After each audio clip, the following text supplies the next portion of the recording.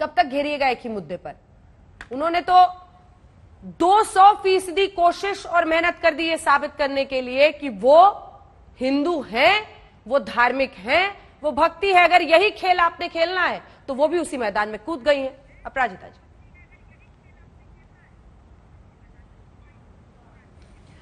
नंदीग्राम से ममता दीदी का उदय हुआ था और नंदीग्राम से ही ममता दीदी का अस्त होने वाला है।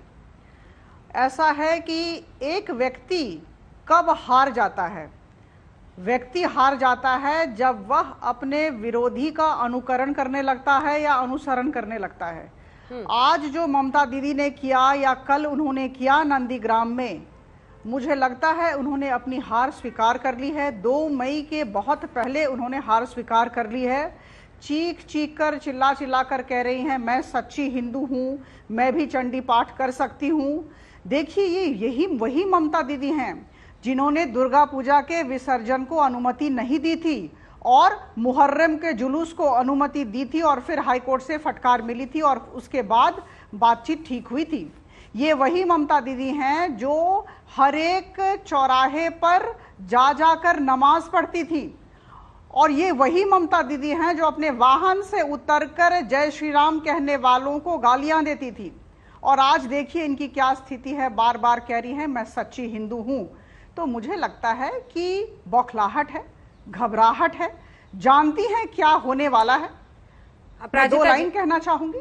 नूर की एक किरण जुल्मात पर भारी होगी, रात तुम्हारी है लेकिन सुबह हमारी होगी। मुझे लगता है इन्हें पता है क्या होने वाला है। आपने कहा अपराजिता जी, आपने कहा कि वोट शेयर पर आए हैं, तब हारते हैं लोग जब वो अपने प्रतिद्वंदी की नकल करते हैं। आपने कहावत सुनी है, गुरु गुड़ रह गया और चेला चीनी बन गया। बिल्कुल।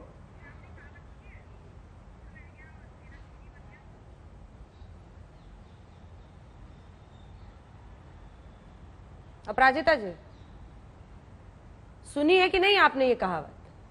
जी जी, कि गुरु तो पीछे रह गए, गुरु तो पीछे रह गए, इसका अर्थ है और चेला आगे निकल गया।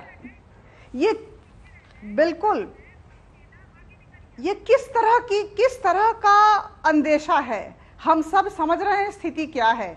अभी जिस तरह का माहौल बंगाल में बना है, नंदीग्राम में बना है और जिस तरह की चुनौती भाजपा ने दी है, जिस तरह का आधार भाजपा का बढ़ा है, जिस तरह का काडर अभी भाजपा का उभर कर आया है, मुझे लगता है कि इन्हें अपनी हार का अंदेशा हो गया है। टीएमसी को अपनी हार का अंदेशा हो गया है और जिस तरह की भगदड़ उनकी पार्टी में मची हुई है, मुझे लगता है सारे देशवासी जानते हैं। तो ये सब घबराहट के लक्षण है जब हम भगवान का नाम लेने लगते हैं। और मुझे ये समझ में नहीं आता है कि जय श्री राम 365 दिन घबराई रहती है। आज न कल मुझे लगता है ये आपकी पार्टी 365 दिन घबराई रहती है, क्योंकि आप लोग तो रोज ही भगवान का नाम लेते हैं। अभी आपने कहा जो भगवान का नाम लेता है वो घबरा जाता है। बिल्कुल नहीं, हम बिल्कुल राम तो हमारे अंदर हैं, राम तो हमारे अंदर वास करते हैं, हम क्यों घबराएं? जो अचानक इलेक्शन के पहले चिल्लाना शुरू करती हैं, उनकी घबराहट झलकती है। मंडल, जरा इस दृष्टिकोण से इसे देखने की कोशिश मनोजीत दा, welcome back, welcome back, thank you, welcome back. जल्दी से जवाब दीजिए उनको और ये बताइए कि यही खेलना था। रोज बैठ के 6 बजे हमें समझाते थे कि भारत एक सेक्युलर देश है और धर्म को इस तरह से आपको पब्लिक लाइफ में नहीं लाना चाहिए। आज तो ममता दीदी ने अपने प्रवक्ताओं को ही गलत साबित कर दिया। आज भी है, लेकिन हम मानते हैं, ये लोग नहीं मानते। ममता दी मानती है और ममता दी के जैसे हर कोई पार्टियां मानती है, सिर्फ बीजेपी नहीं मानती है। सिर्फ धर्म नहीं, वो हिंदू धर्म को भी नहीं मानते हैं।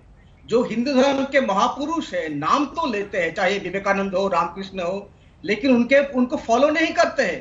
मैं आपको एग्जाम्पल दे रहा हूं, शिकागो में क्या हुआ था, विवेकानंद जी ने क्या कहते, जो असली नरेंद्र है, नरेंद्र उनका ही नाम था।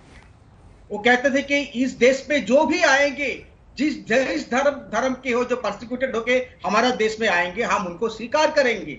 और देखिए ये लोग ने क्या किया, पार्लियामेंट में एकदम बुलडोज करके सीएए लेके आ छोड़ दिया, जहां पर सिर्फ सिख रिलीजन की बात करते हैं। रामकृष्ण परमहंस ने क्या सिखाया था हमको? टॉलरेंस, सहनशीलता। ये लोग कोई सहनशीलता नहीं दिखाते, चाहे स्टूडियो में हो, स्टूडियो के बाहर हो। सबसे ज्यादा अगर कोई हिंसक पार्टी है इस देश में तो अगर बीजेपी है। देखिए, जिनके ऊपर 40 लोगों की मौत के इल्जाम है, एक आतंकी, उनको पार्लियामेंट में नहीं घुसने दिया। 33% ऑफ देयर एमपीज उनके खिलाफ बहुत ही घिनक क्रिमिनल मामला है, उन लोगों को पार्लियामेंट में घुसने दे दिया। बात करते हैं हिंदू धर्म के। हिंदू धर्म के असली आधार है टॉलरेंस, इंक्लूसिविटी। मैडम जी, आपको पता है, और डेवलपमेंट। अगर राम राज्य की भी बात करो, राम राज्य के आधार है डेवलपमेंट, जो ममता भी विश्वास करती है। इसका मतलब ये नहीं है रहीम हमारा भाई है, हमारे साथ नहीं रहेंगे। राम भी रहेंगे, रहीम भी रहेंगे, जिसके परमहंसदेव रामकृष्ण का यही आधार है। आप बोलते हो लेकिन करते नहीं हो। हम बोलते हैं, करते हैं, सबको एक साथ लेकर चलते हैं। संविधान की जो आधार, आप जिसको तुष्टिकरण कहते हो ना, हम सीधा सीधा जवाब देते हैं। मैडम को मालूम है, क्योंकि वो एक आईएएस रह चुकी है। संविधान में कुछ प्रावधान किया गया है जिसको हम स्पेशल प्रावधान कहते हैं, जिसके हम कहते हैं कि आप एक्स्ट्रा माइल चलो, हमारे जो साथी है माइनॉरिटी, उनके लिए। आर्टिकल 31 कहते हैं इनको स्पेशल राइट्स है। क्यों राइट्स है? क्योंकि ये हमारा भाई पीछे रह गए हैं।